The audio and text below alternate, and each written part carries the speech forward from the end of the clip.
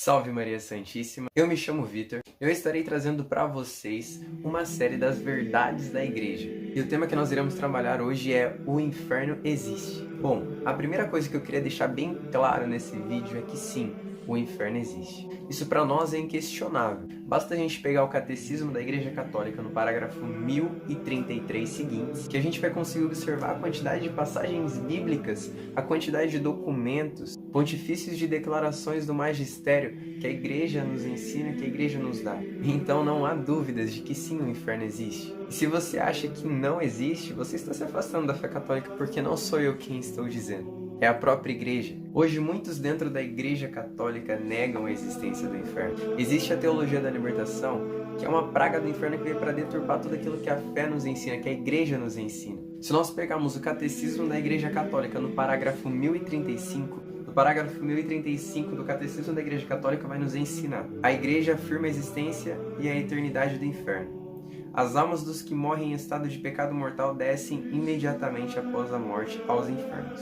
Ou seja, não sou eu quem estou dizendo que o inferno existe, é a Igreja Católica Apostólica Romana. Bom, eu também queria deixar bem claro que Deus ele não condena ninguém ao inferno. O Catecismo da Igreja Católica também nos ensina no parágrafo 1037.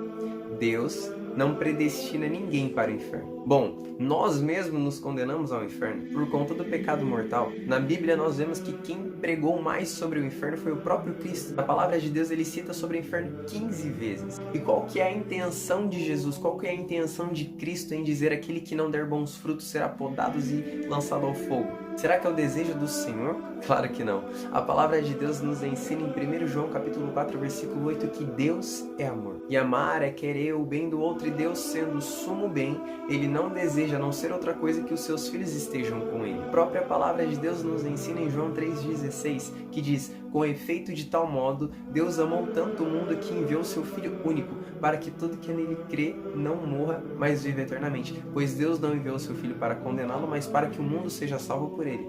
Então Jesus, ele veio para nos dar a salvação, e com a morte na cruz ele conquista a liberdade. Paulo, ele nos ensina em Gálatas capítulo 5, versículo 1, onde diz: é para que sejamos livres que Cristo nos libertou. Então não é o desejo do Cristo a nossa condenação. Santa Catarina de Sena, ela nos ensina que a eficácia do sangue de Cristo é tão poderosa que todo aquele que recorre acaba se tornando incapaz de ofender a Deus com o pecado. Como por exemplo São Padre Pio, Santa Teresa d'Ávila, Santa Teresinha do Menino Jesus, que eles já não cometiam mais pecados veniais. Um exemplo muito bonito é de Santo Edmundo. Um dia, ele chega numa roda de amigos e esses amigos eles estão tendo uma conversa onde eles falam muito palavrões que ofendem o coração de Nosso Senhor. E naquele momento ele tendo essa sensibilidade, ele começa a correr e pedir perdão, e ele começa a correr e a pedir perdão pelos seus amigos. E no meio do caminho ele acalma, ele começa a andar, então ele encontra um menino muito bonito. E esse menino fala: parabéns Edmundo, porque você saiu das más conversações. Então Edmundo olhou para esse menino e falou: obrigado, mas quem é você? Esse menino olhou para ele e falou: leia na minha testa. E na testa desse menino estava escrito: Jesus Cristo, Rei dos Judeus. Então apenas de nós sermos de uma má conversação já se alegra o coração de Cristo. E é essa a busca para a santidade, é isso que nos leva à eternidade. Mas aí surge uma dúvida: todos vão para o céu? Bom, Deus ele é justo. Então num banquete eterno todos se sentarão à mesa? Seria injusto, né? Os malvados com as vítimas todos sentarem à mesa como se nada tivesse acontecido. E aí hoje em dia dizem: não, o padre falou pra mim que não existe o inferno. Ah, um líder falou pra mim que não existe o inferno. Ah, me disseram aí que não existe o inferno. Ei, Martinho Lutero era padre e ele criou a Reforma Protestante. Berengar era padre e negou a Eucaristia. Nestor era bispo e ele negou a maternidade de Nossa Senhora como Mãe de Deus. Pelágio era um monge agostiniano que dizia que nós não precisamos da graça de Deus para vencer o pecado, basta a gente ter uma boa vontade. Então sempre surgiu de dentro da igreja essas heresias. E é interessante que Santa Teresa d'Ávila, ela nos ensina que uma das maiores graças que ela teve foi receber a visão do inferno, que fez o coração dela ter um amor tão grande pelas almas e pelo Senhor, que ela diz na sua biografia que ela daria a vida por uma alma para a alma não ser condenada ao inferno. Aí nós vemos a aparição em Fátima de Nossa Senhora em 1917. Ela aparece para os 3 pastorinhos, para 3 crianças. E o que ela mostra para eles? A pedagogia de Nossa Senhora é diferente.